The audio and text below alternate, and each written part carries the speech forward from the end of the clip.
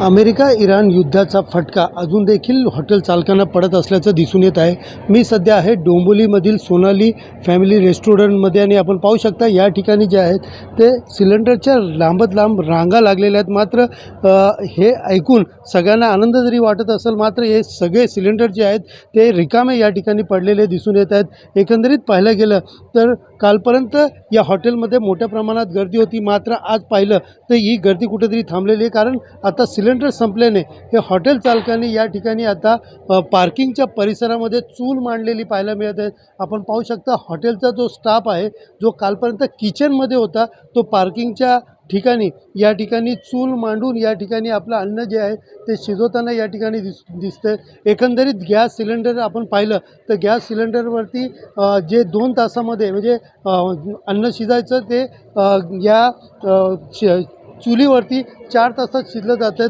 विशेषतः पाहिलं गेलं तर या ठिकाणी यांना चूल पेटवण्यासाठी लाकडं या ठिकाणी आणायला लागतात आणि मोठ्या प्रमाणात लाकडं वखारीत भेटत नसल्याने या ठिकाणी बांबू असेल किंवा इतर लाकडे जे आहेत ते गोळा करून या ठिकाणी आणले जातात. आपण पाहू शकता या ठिकाणी जे वेटर असतील किंवा काय असतील त्यांच्याकडनं ही लाकडं फोडण्याची मशक्कत या ठिकाणी करताना पाहायला मिळत आहेत. एकंदरीत पाहिलं गेलं तर ग्राहक देखील या ठिकाणी कुठंतरी वेळेवरती फूड भेटत नसल्याने अनेक ग्राहक जे ते रिटर्न पुन्हा परतत असताना दिसून येतात. नेमकं काय संकट आहे जाणून घेण्यासाठी आपल्यासोबत जे मालक आहेत ते स्वतः देत. काय सांगाल, कालपर्यंत आपल्या इकडे जेव्हा गॅस सिलेंडर येत होता तेव्हा काय परिस्थिती होती आणि आजची काय परिस्थिती आहे? गॅस येतो तेव्हा आणि आत्ता या परिस्थितीत फार मोठा फरक आहे. गिरायकांची पण कमतरता जाणवते, कारण का गिरायक तेवढं थांबायला तयार होत नाही आहे. कारण गॅसवरती आम्ही 10 आणि 15 मिनटात एक डिश तयार करायचो, त्याला आता 1-1 तास लागतो आणि त्यामुळे गिरायकांना समजून सांगण्यातच मुश्किल होतं आहे.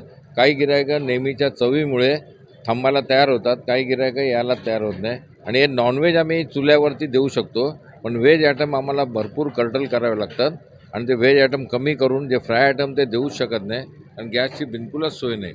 आता चुल्यावरती जर मोठी कढई ठेवली तर बाकी आम्ही 5-5 चुले लावलेले आहेत. कढईत जेवढं एका कढईत पॉसिबल होतं ते व्हेज आणि नॉनव्हेज एकत्र करू शकत नाही आम्ही, त्यामुळे ते सेपरेट ठेवावं लागतं आणि आतमध्ये वेगळे चुले लावावे लागतात आणि बाहेर वेगळे चुले.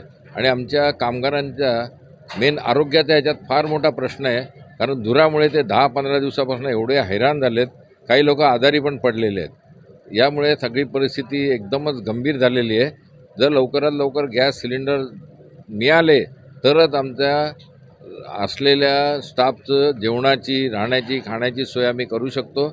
अशीच जर परिस्थिती राहिली तर आम्हाला फार गंभीर परिणाम भोगावे लागतील. याचे करोनापेक्षाही भयंकर परिणाम भोगावे लागतील. करोनामध्ये आम्ही बंद तरी ठेवलं होतं, हे चालू याच्यात आमचं मरण आहे, चालू याच्यात. दुसरीकडे पाहिलं तर ही लाकडं आपण आणतो कुठनं, कशा? कारण आम्ही पाहिलं की त्याच्यामध्ये वखारीचे लाकडं नाही, बांबू आहेत. कशा प्रकारचे आपण गोळा करतो आणि ती तोडण्यासाठी या ठिकाणी काय नेमकी मेहनत लागते? तोडण्यासाठी आमच्या स्टाफला तयार करावं लागतं. कशी तोडतात लाकडं, काही जंगलातनं इकडनं तिकडनं फिरून आणतात. वखारीत सकाळी 7ला उभं राहिलं, 11-12ला थोडीशी लाकडं अवेलेबल, आणि ते पण भारी रेटमध्ये मिळतात, जे आम्हाला परवडणारं नाहीच आहे. आणि ते पण ओणके देतात, तोडून देत नाही. आम्हाला इथे आणून तोडावं लागतं सगळं. कुऱ्हाडी, त्याच्यासाठी 2-3 कुऱ्हाडी, करवत मागवावं लागून त्याच्यावर आम्हाला ते करावं लागतं. आणि फारच गंभीर परिस्थिती झालेली आहे ही सगळी. त्यामुळे लवकरात लवकर सोल्युशन मिळेल असा आमचा आशय आहे. म्हणून ग्राहक तुमचा थांबतो का? आणि मटण जे बनवतात किंवा काही चुलीवर बनवतात, पहिले किती वेळ लागायचा, आता किती वेळ लागतो? जवळजवळ 100% त्याच्यावर परिणाम झालेला आहे. पूर्वी आम्ही मटण जे अर्धा-पाऊण तासात किंवा गावठी कोंबडीने द्यायचो, त्याला आता आम्ही कमीत कमी 1-1.5 ते 2 तास लागतात आम्हाला शिजवायला. आणि मटण शिजल्याशिवाय त्याला घोडीच येत नाही.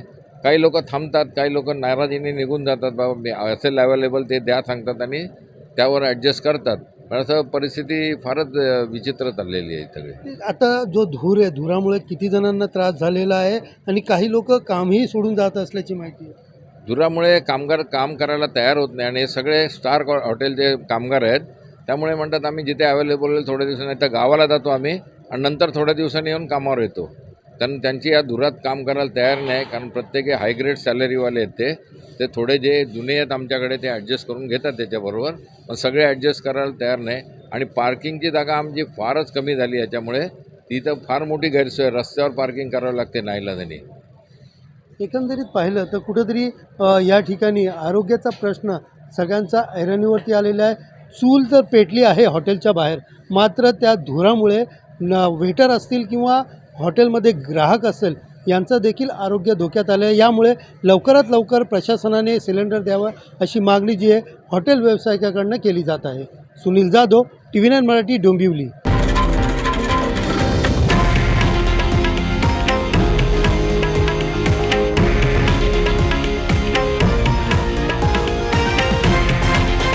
हे आहे देशातील नंबर 1 न्यूज नेटवर्क आणि आपण पाहत आहात TV9 मराठी, एकमेव.